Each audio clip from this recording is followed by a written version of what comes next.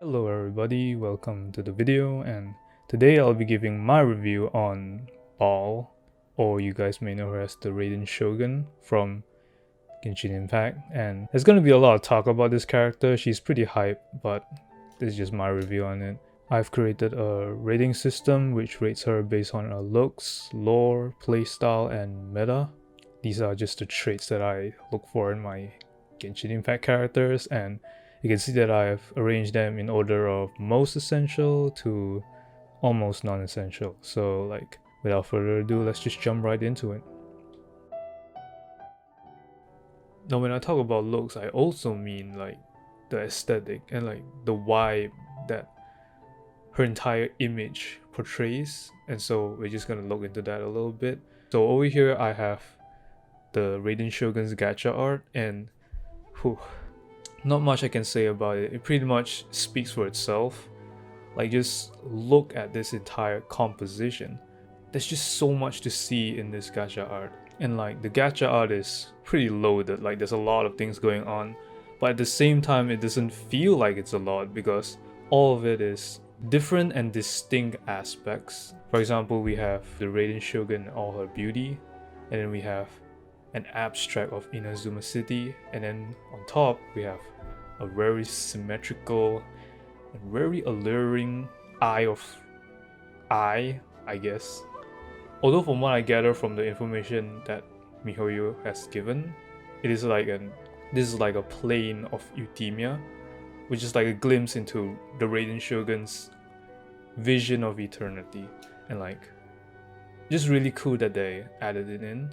The only other gacha art that comes to mind in terms of sheer epicness and grandeur is Zhongli's gacha art, and to be fair, Zhongli's gacha art is pretty epic in its own right. I mean, it is without doubt the Geo Archon's gacha art, if I do say so myself, and well, MiHoYo sure did deliver with the Raiden Shogun. And just looking at it, yeah, we can all agree that this is the Electro Archon we're seeing here.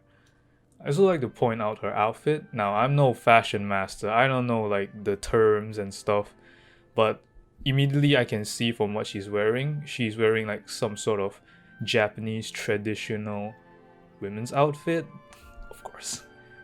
Like, we have this cloth thing that goes around her waist, that is really nice. And we have the garbs, the dress, all of it is purple. I mean, that's just the Electro color, with the leggings, shoes, and her hair, that little accessory over there. Very nice touch. I really like flower things. What I really like about her outfit is that not only does it display her elegance and supremacy as an empress and a ruler, but we can also see little details that distinguishes her as a warrior, a shogun. Now, of course, there is the sword coming out of her chest, which is pretty menacing. But she also wears this shoulder guard with the Electro symbol, and it's just a very creative way and really seamless way to integrate armor into such formal clothing, if you may. And we can also see that her skirt, well, her supposed dress is like cut short for more mobility and flexibility in battle. Overall, she does look like the lady who attends the political parties and ceremonies, but at the same time, you know, when enemies come, she's ready to fight. And yeah, this outfit is pretty amazing. I'll give it a 10 out of 10. So as for lore, I'm not gonna go in too deep. Like, I'm not gonna show you the books. I'm not even gonna go into like character stories and stuff, but just surface level stuff that we all know. So the Raiden Shogun is the current Electro Archon, and I say current because she's not part of the original 7, and there's also talk about her not even being the Electro Archon, but that's just conspiracy stuff for me. That said, I very much enjoy the Raiden Shogun character, and I like how MiHoYo has hinted and developed her up till this point. It's not like we reach Inazuma and then a character just like, oh hey, welcome to Inazuma. Oh, by the way, do you know that our deity is this Electro goddess and she's chasing after this eternity that nobody knows about? But I say that the Raiden Shogun is pretty well established already. Zhongli actually talks about her when we finish other quests in Liyue. The Electro Archon Ball. And just as the people of Liyue preferred to call me Rex Lapis, she too goes by another name among locals in Inazuma. Fine? And since Raiden is also the Shogun of the Inazuma Bakufu, people call her the Raiden Shogun. But if that isn't enough, in Kazuha's trailer, not only do we get a glimpse of the Raiden Shogun, we are also given knowledge of this ultimate technique, the Muso no Hitotachi, that apparently nobody can withstand, and that is just pretty cool. Killed Kazuha's body, but pretty epic. Another thing I want to talk about is like how story is told throughout the world in Genshin Impact.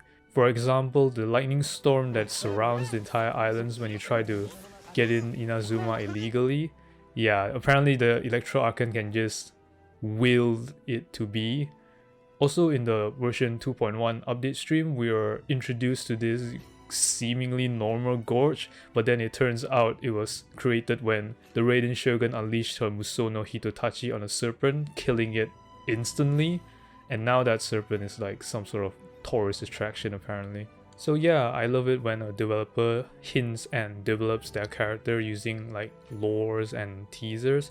It really just helps build up the hype, and it just makes me want to see more of this character and get to know them better. I'm sure when the 2.1 update comes, there will be more to discover with this character. So yeah, lore-wise, being the Electro Archon, cool, epic, I'd say it's a good 8 out of 10. So for playstyle, it's just gonna be pretty straightforward. I'm just gonna like play her and just see what I think. So before that, I feel like I should explain a bit on what her abilities do. Like her elemental skill, like this one, what it does is just, it slashes. And also it creates a halo. It's a buff, and whenever a team member attacks, the Raiden Shogun basically attacks with them and it deals electro damage, so yeah. And then her ult, which we'll see later, basically she pulls out her chest sword and she just goes on a rampage, and like every hit that she does gives energy to the entire party members. Also her elemental skill, like this halo, yeah, it increases the burst damage of the party members, like when they use their burst. So let's just jump right into it. Just slimes. There is no escape. Pretty smooth, pretty smooth. The slash interval is actually quite fast. Quite nice. Illusion shattered. And oh, what is this duration? How long is this buff? And now we have an ult. Let's just see this gorgeous animation. Ooh.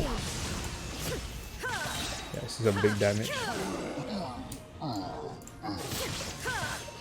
Now of course in the test run the energy refills a bit faster, but like, I mean, when you build her you probably would build energy recharge anyway, so this is probably like what you're gonna get when you do it.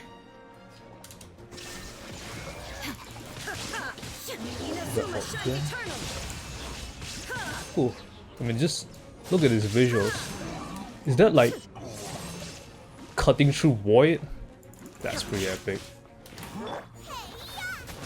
Another mechanic of her is that whenever a party member uses a elemental burst, it actually gives her stacks, and when that stacks is full, then her elemental burst deals more damage. It scales off the burst energy cost, and I think it takes quite a lot of burst to activate the full stacks. But actually her talent helps with that, in the sense that it makes it so that when party members gain energy, the Raiden Shogun also gains stacks. So as you can see, I have already max stacks, and let's just see the damage.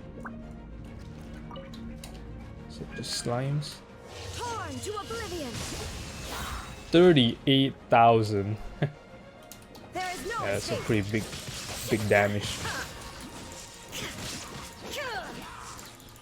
And the individual slash from an elemental skill is not, it's not bad either. Like look at it, it's like a consistent 2000. I'll have this stats later. But overall I feel like she's really fun to play, like especially with the playstyle. Like I'm using her predominantly in this test run, but ideally what you want to do is your team members will cast all their elemental bursts and build up the resolve stacks, and once like the resolve is full, then you unleash this. Now you shall perish. Whew, absolutely gorgeous elemental burst. And just go to town. Shine down. Yeah.